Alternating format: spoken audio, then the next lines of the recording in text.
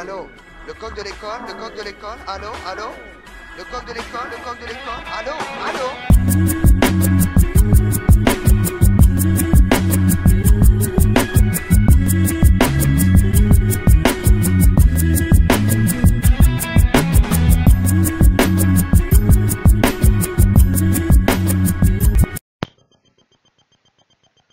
What's up to the Milltown, Milwaukee, and the whole rest of the United States? This is your boy Track Lacer, and TV show I'm about to review is one that most black men you're not gonna see on YouTube reviewing, or I should say specifically most straight black men, because let me see, I think I'm gonna give you the three shows.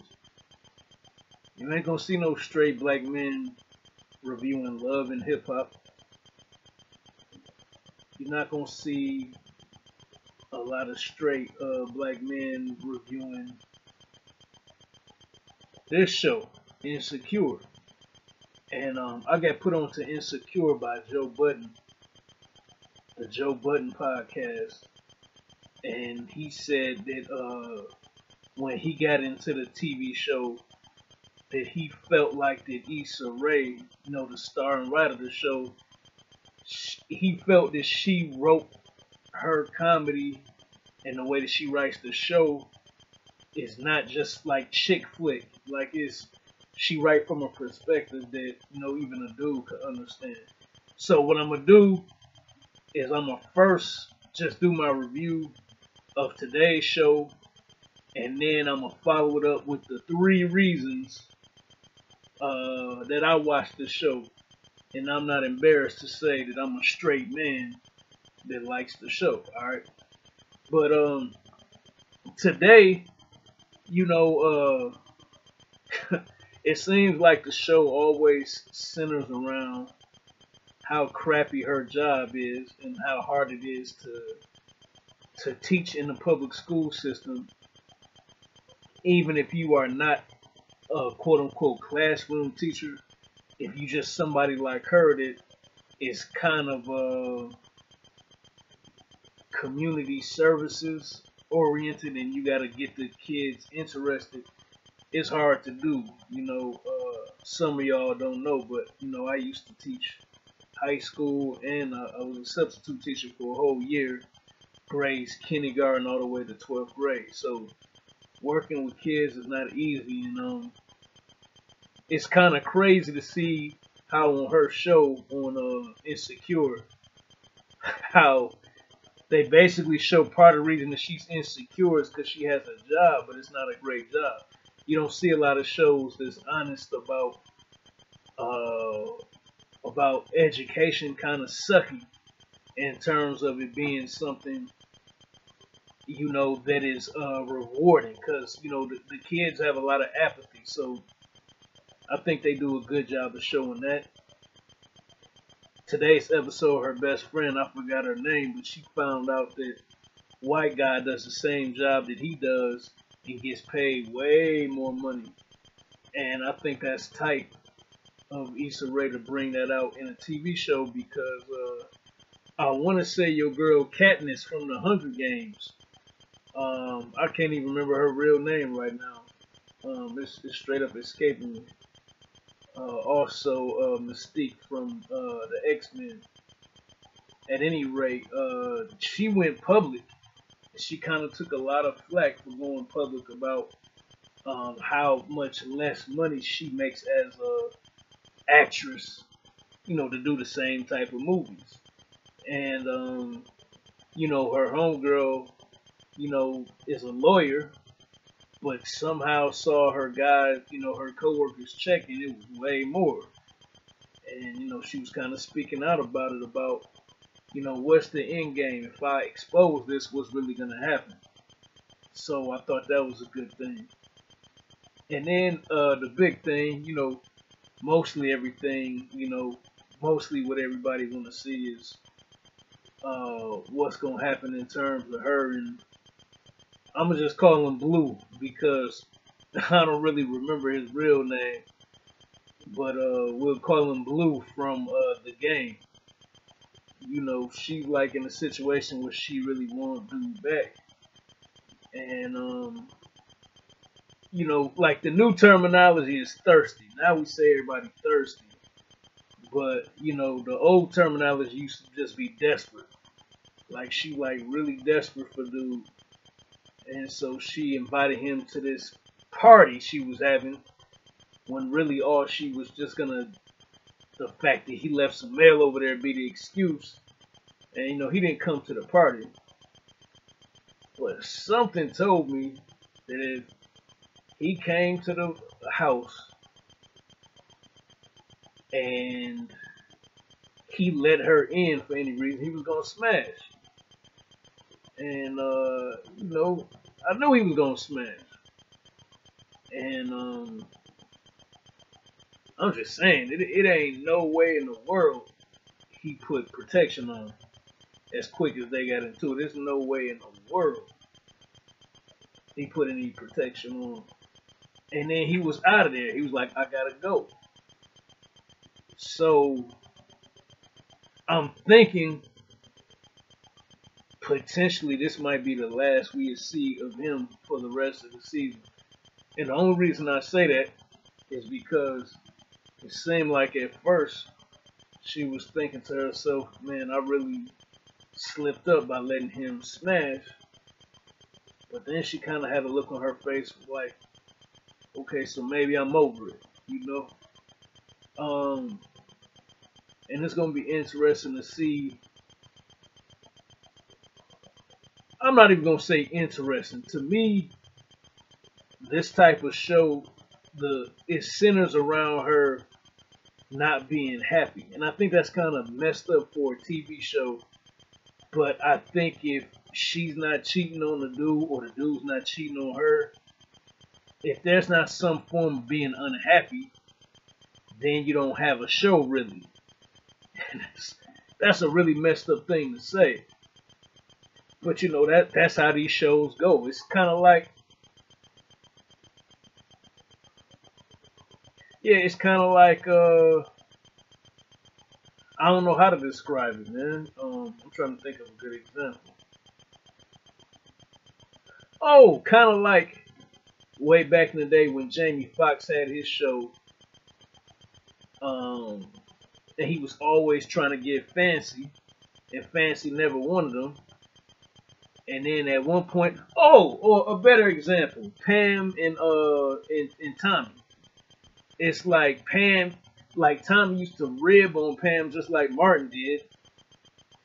But then when they became a couple, it just wasn't interesting. It seemed like, you know, Martin and Gina already had that lane.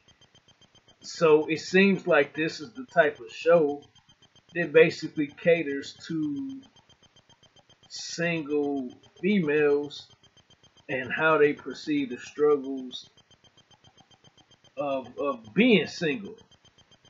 And it just seems like being in a relationship, unless she cheat like she did, you don't really have a show. So that's kind of messed up more than I think about it. But unless she gonna get back with Blue before the end of the season, I don't see what else they do with him, you know. But on a side note, the chick that he met at the bank is bad. I mean, she is bad, and I can't really put my finger around why he isn't that interested in her outside of just the sex, you know. But she's a little short, 5'1", 5 feet tall, just banging body. And you know, he gave her the business on this episode just like he did in the first season. So now that you kind of got an idea of what the first show was like, let me get into the 3 reasons why, as a straight black male, why, you know, I like this show enough to review it. And trust me, you're not going to get this every week. The only other Insecure review you might get is the season finale. Possibly. But I had to show the show some respect. And I'm going to get into the 3 reasons why. I show this show the type of respect in order to do a review.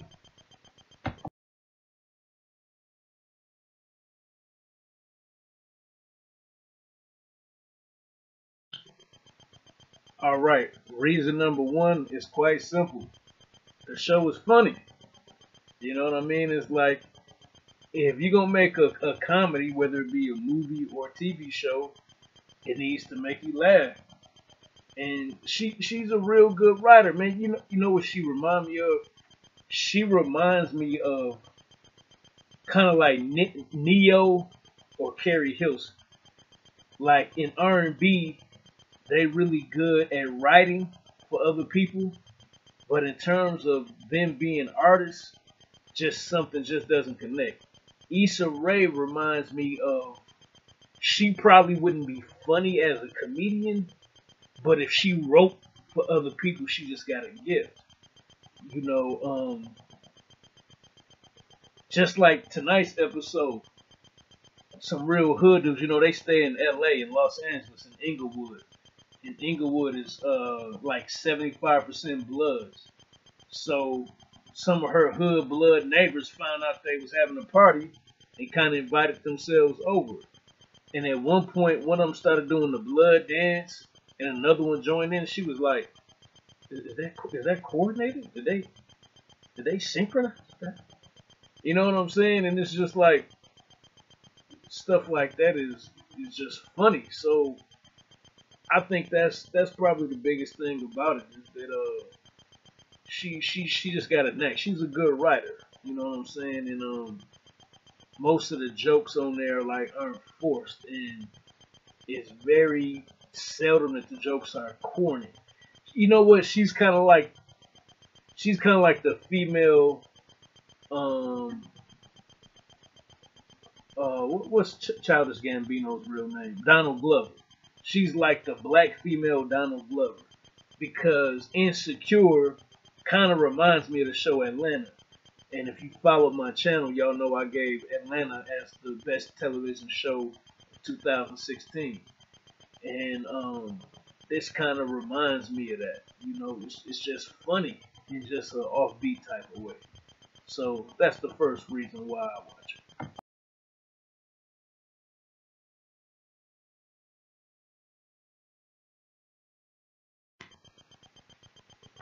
All right, reason number two that I watch Insecure and feel comfortable enough to tell you as a straight dude, that I watch it, is I respect the grind.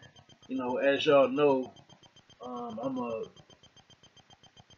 semi-retired, only semi-active, hip hop MC. But I started like way back in 1999, and that was almost 20 years ago. And put a lot of work in for the city of Milwaukee. Sold a lot of CDs in a lot of different cities, a lot of different states, about 5 different countries too. And I only had one major label situation that fell apart. But I know how hard it is when you are independent, whether it be music or television or film, to get picked up to a bigger platform. So the fact that all of this, her second season on HBO, and all of this started from a web series on her YouTube channel called Tales of an Awkward Black Girl. And it got so many views and so many hits, and people could see the talent that she had for what she was writing, and it got picked up, and then it was so different from anything else that was on TV that it became a success. I mean, you tell me, what else does HBO have on TV that was attracting a black female audience? You know what I'm saying? And now by extension, somebody like myself, who's a male, I could appreciate the grind. So, I'm gonna continue to support the show just because it came from an independent stage, an independent platform, and now it's on the major leagues on HBO.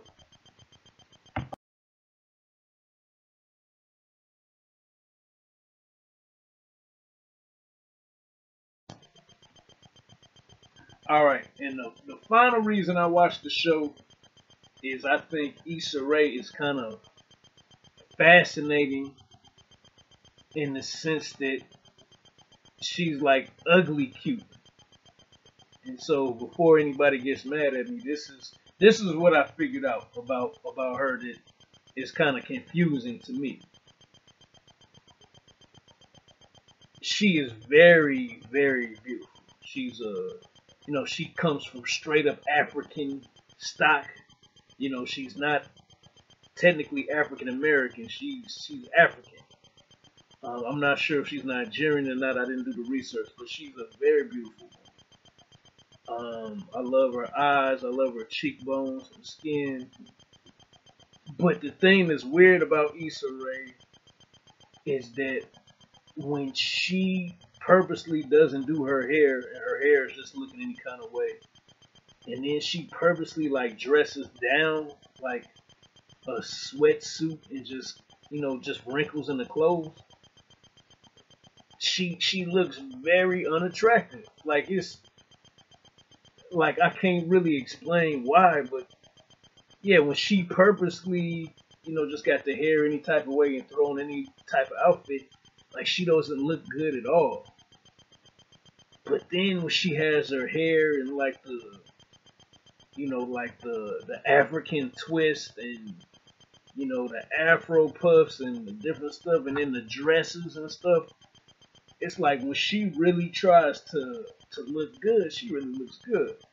But I think the overall thing though is her voice. Like her voice is so damn deep that when she talks it's ugly. Because she just got so much bass in her voice. You know what I mean? So it's like your brain is looking at her like, okay, she looks good, but what I'm hearing is ugly. Cause her voice gave my voice a run for the money. I think most of us cats on YouTube, yeah, she got some bass in her stuff, man. So I think it's kind of fascinating to watch each episode because she'll be up here in one scene, and then she'll be down here, like not looking that good in another scene. So it's just I think it's a talent.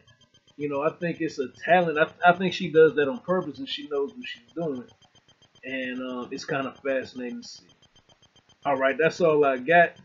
Hope you all enjoyed this, and I recommend more brothers to check out the show because I think it's a little slick way to kind of understand how our black females think of us, and maybe some of the ways that we come off to them. I think you could get some game from it, in terms of how to approach females based on the way that they see things. All right, we done.